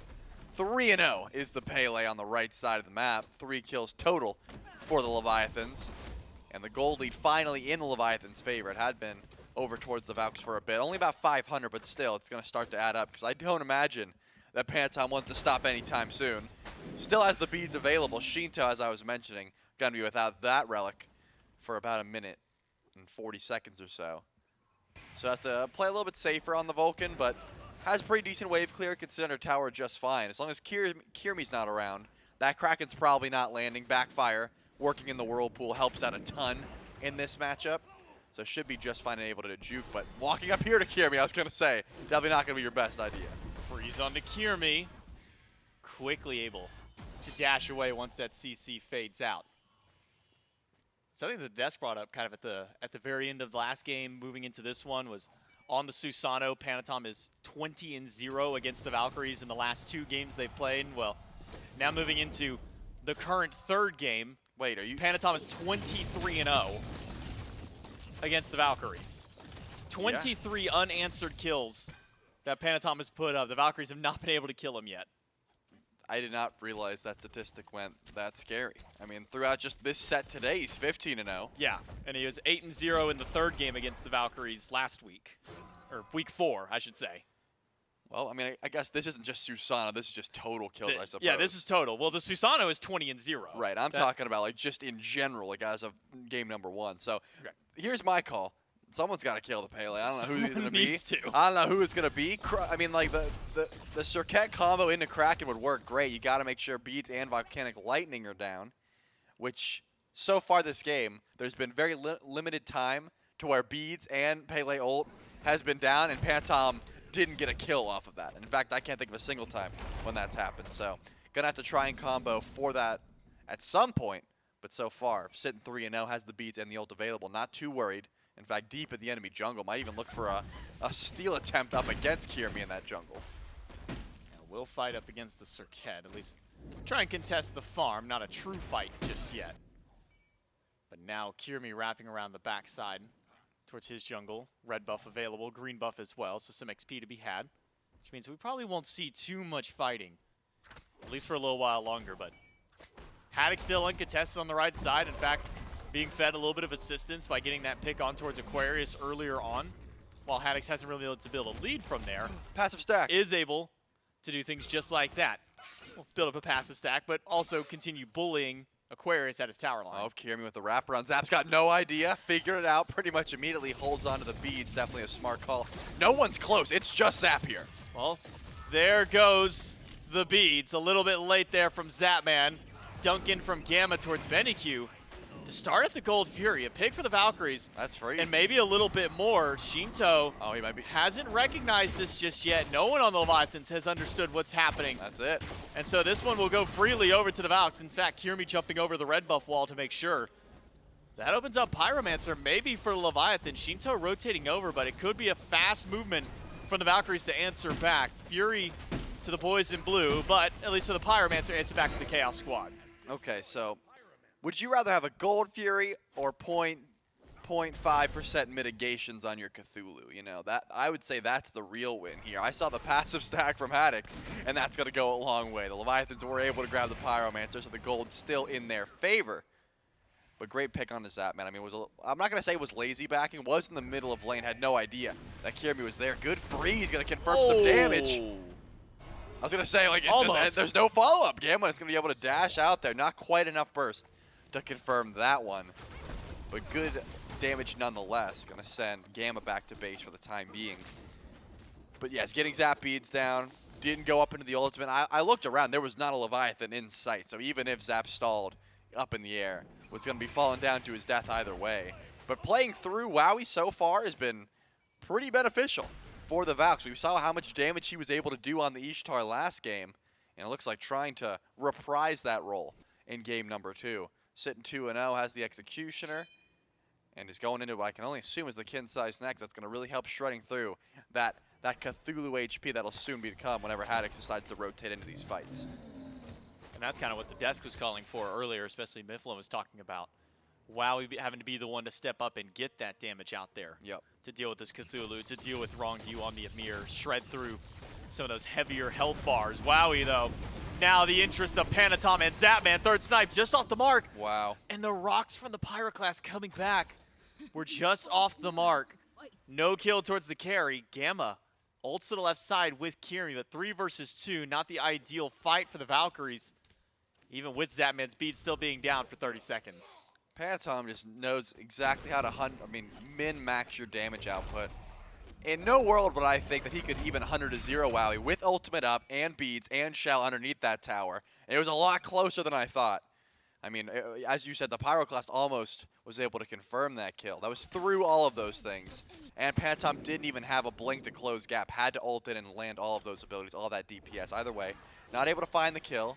So still sitting 2-0 is going to be Wowie for the time being. But both relics and the ultimate down for a little bit longer. You got to imagine Panatom wants to try again with Blink, but because Wowie's at the tower line as is, it's going to be very difficult to try and force fights consistently underneath that tower line. Maybe waiting for a Primal Fury, something like that, would help out for Panatom's dive. But it's not going to be up for another 2 minutes or so, so I doubt that's going to happen anytime soon. So that was another passive stack there for Haddox. He's going crazy. Those are not easy to get. No, they're not. It's very rare. Whoa. Well, Zapman's fine. Very rare to see ever a full stack passive for the Cthulhu. I think I've seen 2 ever since Cthulhu's existence. I've seen it happen maybe twice, and I think one of those was in a custom game. We had the pros in here actually at one point. playing against the fans and they got him like in an assault game. Outside of that, I've only seen it happen one other time. Makes it a little bit harder to kill the Cthulhu once the late game starts coming through. So getting any one of those stacks up early is nice. But so far in this early game, 3-3 on the kills. Leviathans not up very far, only about 700 or so gold to their name. Experience dead even at this point, fluctuating about 100 or so between the two. Whoa, hold on. Oh, okay, ultimate out of Shinto. Benihue frozen, beads down, Kraken gone, does get the knockoff onto Shinto. And a crash in by Gamma to help things out, but he is too late to help out. Maybe Kirmi can get a return kill. That's Shards of Ice or Channel. Gamma does not take a whole lot of poke. Instead, he'll dash back out to Kirmi. It's one pick for the Leviathans. Yeah, Benihue caught out his own red buff, gets both relics down in the process. Return a little bit of damage towards Shinto, but as you said, Kirmi is not able to find any bit of extra damage there, or more so didn't want to try and fight into 3, especially with their mid laner down. Probably the smart call. But since then, Primal Fury has almost come off cooldown, about 30 seconds. You would love to try and set up for that, but getting down Benny's beads right before Primal Fury spawns in, definitely massive. I mean, you don't want to try and contest up against the Kraken as is, and the Valhalla Valkyries were able to grab that Fury last time, so you know that cooldown is in their head, the timer I should say, as well as the vision on that left side of the map. Certainly in favor of the Leviathans. They don't want to let that one slip away, and I think that's the first step in doing so, making sure that Benihue, the best confirm on the map, or I guess best contention firm for Shinto, doesn't have beads, can be CC chained before that objective starts getting pulled, that sort of thing. And now I imagine hi-rez is going to want to back up, upgrade that teleport, or just teleport to mid lane and start to look towards the left side of the map because they've got the Oracle Vision, they've got the confirmation with Earthshaker, and Benihue's beads are only down for another 80 seconds. There's a lot of wards being dropped by the Valkyries on the left side. hi-rez almost kills Aquarius. He'll have some help from Panatom to make sure that one gets done. That's now 5-0, so 17 kills just in this set for Panatom alone. Again, some of those Zapman may be wishing for that he could get. But for now, it's going to be towards Panatom. Wrong you caught out. Kraken slams and takes him down. Zapman against 4, not the place or the position he wants to be. Up in the sky he goes to buy a little bit of time because Shinto is here. The Earthshaker goes through, crashes down, doesn't find anybody. But it's just some zoning as hi-rez has made his way over 2. Finds 2 with that first ability. Now the Panatom has shown up. Somebody's got to deal with this Pele. Can they finally put him down? Yes, they will. And only 5 this time around, but Shinto has found the double kill. Gamma dashes out as far as he can, but knocked up by hi-rez and put down by Shinto. Maybe Panatom's not the threat you should pay attention to now because Shinto's got a triple. Yeah, Shinto with the triple kill. Benihue not going to be able to stick around for this one. Has a little bit of HP, but not enough to try and go for a steal. Actually might try and walk up, only to confirm the red buff before hi-rez knows it's up. So the Primal Fury is going to go the way of the Leviathans. Good damage there. I mean, once again, Zap is just really far up, but was able to stall out this time for the rest of the team. The 3-0 shutdown, I mean, I guess 5-0 now at this point. The 5-0 shutdown on the Panatom was pretty massive for Wowie, but then Wowie dies in the process, and unfortunately for the Valkyries, you then give 3 kills over to Shinto, which is not much better. I will say this Vulcan is going to be absolutely chunking as well as the game continues. Looking at the XP differential, it is really starting to add up. You got 1 level in solo, 2 in jungle. Relatively even in mid. We just saw Benihue take over to level 17, but besides that, still a level over in ADC as well. So the Valks have some catching up to do, whereas the Leviathans have to feel pretty confident, looking for a possible pull onto the Pyromancer, I should say. But both ADCs still over in left lane, so I guess no pressing issue at the moment. Pyromancer looked at by Panatom, but not going to go much more than just walk by, give it a casual tap, and see who responds. Aquarius first on the call back now. A wall thrown up by Wrong Yu to zone away as the Pyromancer is dealt with swiftly by the Leviathans. hi-rez by himself will dash away, gets caught by that dash of Aquarius. Stun from Gamma is there. With a bubble on top of Gamma, not much more that can be had there except for to maybe break that one out. Sprinting. Benihue hit by all 3 snipes from Zapman. And now Panatom goes in, Volcanic Lightning, and the Kraken doesn't even matter. The boxing match up against Wowie will not go favorable for Panatom. He has got to get out. Wall will block a few, but it's blink over by Kirby to close the gap. Find the kill on Panatom, but Shinto from downtown blocks off 2 and sets up for Haddix to find the kill instead. A knock-up right in favor. It's a double kill now for the Cthulhu, but it's only Shinto and Haddix left. Aquarius goes in, Shinto is slow, gets some assistance from the Cthulhu. A heal goes through, keeps Shinto alive, and it's another one out. Gamma up on the sky will crash back into his own tier 1. And there are 7 people killed during this team fight. And at the end of the day, 2 of the Leviathans still stand strong. That was insane from Panatom once again. I mean, still dies in the process, but just clean footwork. The movement was there. Just so much damage as well on this Pele pickup.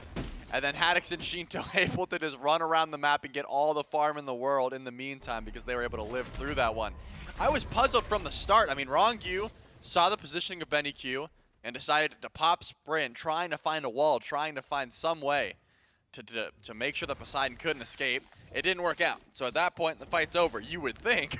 But then So immediately, like a madman, Panatom says, I'll do it myself, blinks in, full range volcanic lightning, almost kills Wowie in the process, gets him at half health. And then the rest of the Leviathans came charging in. Trading out, of course, but still in favor of the Leviathans. And then Shinto's able to hit level 20 before 20 minutes into the game because of the extra farm. And now the Valkyries are going for a possible pull, or maybe a pick on the Rongyu. Rongyu thrown back. Kraken available. Kraken not going to hit home entirely. And Haddix is just running down. Wow, with the help of Panatom, the carry falls down for the Valkyries. And now it's Gamma, low in HP. Benny knocked up by Haddix. Throws out the tidal wave, it doesn't get much. Panatom blinks into the backline for the mid laner. Finds the knock-up as well. Needs one more shot to take him out. It's a double for Panatom. 8-2 now on the Pele. And the Leviathan's jungler can do no wrong. Yeah, it looks like Aquarius is still sitting by just in case the Fire Giant goes through. But once that wave goes through, you can tell the Leviathans are going to be onto that one. With the turret up, with Haddix here to tank, and with Zapman here, you got to imagine the DPS is going to be clean. But Aquarius, as I said, he was able to stick around. Still has beads, but already has walked onto a ward. Just goes aside to dash in. He's going for the ult, I guess? Well, walked through the ring once. Walks through the ring again, not quite. Eating a lot of damage, taking some, at least returning some good fire back. But Panatom lives through, picks himself up his 9th kill of this game. Adding to that one now 21 for the jungler in this set. The Leviathans with the Fire Giant with a 9,000 gold lead and 14,000 XP. All of that XP matters, as only 2 people have hit level 20, and that's on the Leviathan side of the map.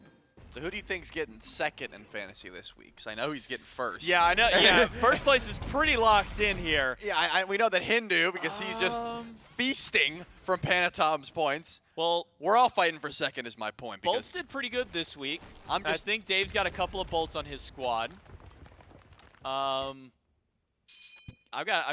spread all across. I have no idea. Yeah, I just Panda Cat didn't get a lot of kills, so I'm not getting as much in my hunters. All I know is who's got #1. It's definitely Hindu. Of course, he knew this game was going to happen. Panatom charges up to the Fury by himself against 3 Valkyries, and they ran, probably assuming that the rest of the team was there. Not really. It was just Shinto, and even he was pretty far away at the moment. The Leviathans are able to send the Trebuchet down left side and have many towers to go through, 2 on the left and 1 in mid. And both of those tier 2s are what they're really after. Going to help get a little bit of extra gold in the pockets of the Leviathans. Gold lead already at 12,000. I mean, it feels like it kind of came out of nowhere, but also it's just been some great farming as of recent, as Haddix just decides to keep the Trebuchet back for a bit as the rest of his team. Is he still channeling back? Fun, man. He's dancing. Look at his face, though. He's not having fun. He's not amused. I don't know. He looks amused, but you couldn't tell if you looked at the player cam. I mean, yeah, you could tell he's just like, you know what? I trained my whole life to be a SMITE Pro player, and I'm just the Trebuchet holder. I have been playing this game for X amount of years just to hold back a Trebuchet from smacking a tower every so often. And it's working.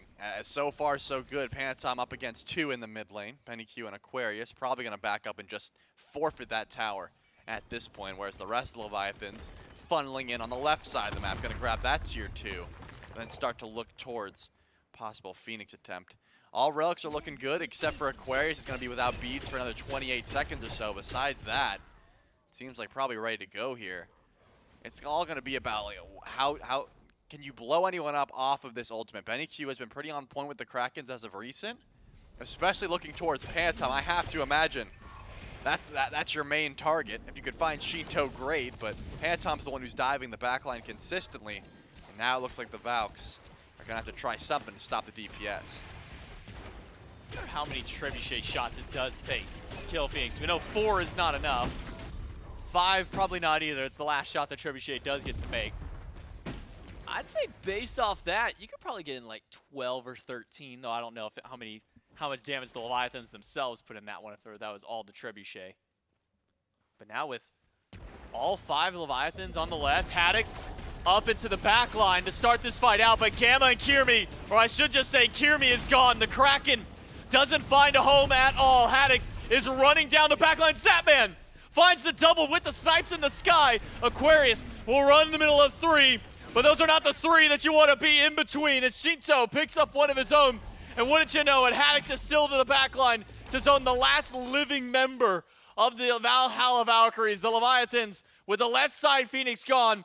5 standing strong, and only 1 lone bird boy to try and stop them. Gamma will not be enough. Well, maybe he will, because he's pulling them away from the Titan. You got 14 seconds on Kirmi. Leviathans will go ahead and take game number 2, take the set, and give themselves a little bit more confidence knowing that they've got what it takes to shut out the Valkyries cleanly. They still want Gamma, man. They're not going to end until they kill him. They are going to go for the farm. Kirby jumps in, though, and there's going to be the end call. A very clean set. I mean, you can't watch those 2 games and not give all your props over to Panatom. He was playing lights out. Of course, the rest of the team doing their jobs. When you got, how many kills was it total? I mean, you start with, what, 12 into 9? So 21, I think? Insane amounts of DPS. Two deaths? And I also saw no fear in his eyes either. When he was diving that backline, he was just, yeah, I'm just going to click buttons, man. That was probably the plan, and it worked out. Panatom on fire. Of course, Haddix doing his job, just blinking into the backline, descending to madness, and then setting up the rest of the team. And, of course, the wall placements on point there from Wrong U as well. Don't the Leviathans have another game to play this weekend, too? And this man just went, like, 21-2 today alone. Like I said. Okay, now here's the thing. Zapman didn't get a whole lot of kills at all. I think between the 2 games, You think he got it matters when he got Panatom drops 22? I'm saying that might be the one thing that keeps them from getting a 500-pointer for Hindu this time. He was shy of like 16 points. Maybe he doesn't get it this time, but Leviathans get the 2-0 victory for themselves, a clean set win for them. That's it for Charlie and I. We'll throw it over to David Miff on the desk. Yeah, we'll focus on the good here in this set, and that's the Atlantis Leviathans. we got to talk about that. We'll shine the light on the Valkyries and say lots to adjust and strategies to readjust, moments to hold on to, yes, but this is just a one-sided set through and through, and the Atlantis Leviathans in back-to-back games here, Miff.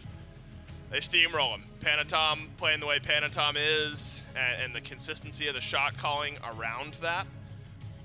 You know, and it, I really think shows the growth of this team, where we talked about Sanguine as a roster, even early on in the Leviathans as a roster. You know, all late game, team fight, team fight, team fight. This is a great set that's an example of the now W key early aggression style that the Leviathans can also play. There is absolutely 0% chance that Kirmi puts his head to his pillow tonight and doesn't dream of Panatom's just gaping maw, just destroying him, dude, right? He's just in the speed buff, doing it to him there. He's catching him in the right side camps, too. Look, he'd be living in my head. I don't know. Wouldn't let it happen to me. I don't know. Okay. All right. Yeah, you got me, Myth. That breakdown's going to be living in my head for a little while. Hey. Yeah, going into game 3 here, we mentioned Panatom in the last 2 games alone against the Valkyries was a combined 20-0 and 15. Didn't get much better. Unfortunately, it's no longer a 0 in the middle. Ended up dying a couple of times. But the story of the last 2 sets that the Leviathans have played against the Valkyries has been Panatom running the show. And game 2 here in this set against the Valkyries is no different. And as such, we've got Panatom standing by with J-Mac for the post-game interview. Yeah, thank you so much. Panatom, I'm just going to start with, game 1, 12-0 on Susano, literally standing at Kirmi's speed buff multiple times. What's going on, man? You 2 got beef over there in the jungle or what? No, I feel like just was a free Susano game because they had like no CC and I had all the pressure on the map, and I don't know, I was just so free. well, clearly out there. I mean, between your last 2 games that you played Susano, you go 20-0. I think you had 9-2 with that one. Got to be feeling good for anybody who's picked you up for your fantasy team, man. I mean, how does it feel just like completely dominating really throughout this set? Everything for Hindu. Everything for Hindu. Yeah, he's got the Leviathans as a full roster. That's kind of the joke that Charlie and I were alluding to at the end there. But you guys sitting at the top of the standings right now, I mean, how does it feel? You know, phase 1, phase 2, a bit of a struggle for Leviathans. How does it feel being at the top of the standings right now, a little over halfway now in phase 3? It feels really good because, you know, it's kind of like Steven phase 3, I guess, and it show up, so yeah. Feels good for the Leviathans, able to find themselves a win against the Valkyries. Congratulations, Panatom, on your win. I'll let you get back with the team. We'll throw it back over to David Miff on the desk. Yeah, I'll give you a round out now. In the last 3 games against the Valkyries, 32 deaths and 22 assists. 32 and 22 against the Valkyries. That's a 10 KD. In the last. Wait, that's better. 15? Yeah, it's more. It's a 15 KD. My goodness. Look, Panatom's had the Valkyries number in the last 3 games. Now remember, early on in the previous set wasn't the easiest for Panatom. The Valkyries had it figured out. This one all Panatom all day. 10-2-7 in this game. 12-0-7 in game number 1. So just this set alone. Let's zoom in on this set alone. 22-2-14 for Panatom. Absolutely unbelievable. And so deserves all the shout-outs, Miff, but also then opens up the spigot, and the rest of the Atlantis Leviathans were able to feed as well, and a triple kill for Shinto just looks good. Facilitation through kills and damage was the name of the game here for Panatom. Yeah, I mean, in this highlight reel, the Valkyries are looking like a pool full of liquor, man, because the Leviathans are just diving in. This is wild. Why does it have to be full of liquor? You know, I'm not gonna explain a third reference to you today, You didn't man. have to explain the second one. I pretended I knew what it meant. You're right. Look, this is a W key style of game from the Leviathans. And the way Panatom shouted out, he's like, look, they didn't have much CC for me. It just felt kind of free, and so he walked forward. We've shouted out the 10-2-7, as we should, but the rest of the KDA is also looking nice. Unfortunately for Zap, who needed 13 kills total in this set to get to 2,500, ended up getting like 4 or something like that because Panatom was just taking all of them. So Zap still has another 8 or 9 or 10 kills to go to get to 2,500. A chance to do that tomorrow against the Titans. I mean, good damage numbers on either side of the map here, Miff. Aquarius with 20,000. Actually, Wowie runs back a pretty good game on the Ishtar, so there's some silver linings where the duo lane of the Valks may be starting to play a bit better. Leviathans fans, though, have got to be on top of the world right now. I mean, this style of game, especially after how tumultuous it was against the Valkyries a couple weeks ago, this type of bounce back after a tough, it was a win, but a hard-fought win, really shows you the ability to adapt. Yeah, the Leviathans just look good, man. Panatom summed it up pretty well during that first question during the interview. And for those of you with a bit of short-term memory, I think the words "free" were tossed around a couple of times. That one was, yeah. I mean, what do you say about a game like that? Is that what junglers dream of? Do you dream of like when you think back to your glory days and you're thinking Mifflin world stage? Is that the type of performance you junglers dream of? Or are there some junglers out there that really want to just like be the big setup type players? You know, I want to drop a Fear No Evil that gets 5, a 5-man Anvil of Dawn. What are you dreaming of? Well, I think your question is inherently flawed because I don't dream. I have ambitions, right? And ambitions come true. Dreams are fiction. So I make my own reality. So yeah, my ambitions would be for to have performances like that from Panatom, yeah. If anyone ever wonders if it is as exhausting as it seems to work with Mifflin, oh, it is. It's tiring. It's tiring. So tired. We're going to move ourselves on and look back at what already happened here today and here this weekend up to this point. Remember, 2 sets on Friday, a 2-1 win for the Olympus Bolts to right the ship a bit. Then the Jade Dragons' first of 2 wins came over the Solar Scarabs, second of 2 wins over the Camelot Kings earlier on today. Then a couple 2-0s, Tartarus Titans over the Oni Warriors, Leviathans over the Valkyries just now, both of those, as mentioned, in 2-0 fashion. And then tomorrow, we have 3 pretty good ones. And we talked about the first set in the last set, specifically standings-wise, really the first set, if I zoom in on that one, Olympus Bolts and Solar Scarabs, if the Bolts can build a little bit of space above the Scarabs, makes you breathe a bit easier going into the end of Phase 3, secures your spot a bit more at Phase 3 playoffs. So they got the 2-game gap, but, you know, crazy things can happen. Scarabs could suddenly start lighting it up. Bolts could fall off. So standings implications-wise, I think Bolts versus Scarabs is immediately where my eyes go. Yeah, I'm excited for that matchup. The Solar Scarab's been looking a lot better. It seems like Hurrywind's been a good addition for this team. They seem to have a bit more direction in some of those later game team fights. So whether or not that'll be enough to make them stack up against the Olympus Bolts, I'm not so sure. It seems like the Bolts have really started to right their track a little bit as well, finally starting to adapt to the changes that have been inflicted upon them, having had Haddix leave. So I think that is going to be a very important match, but maybe one that will still be slightly one-sided. And I think worth talking about how important the Dragons win was today over the Kings, because that now buys a couple of wins. Now two win gap between the top two and then the teams chasing that top 2 gap. So more standings will change tomorrow, more exciting Smite.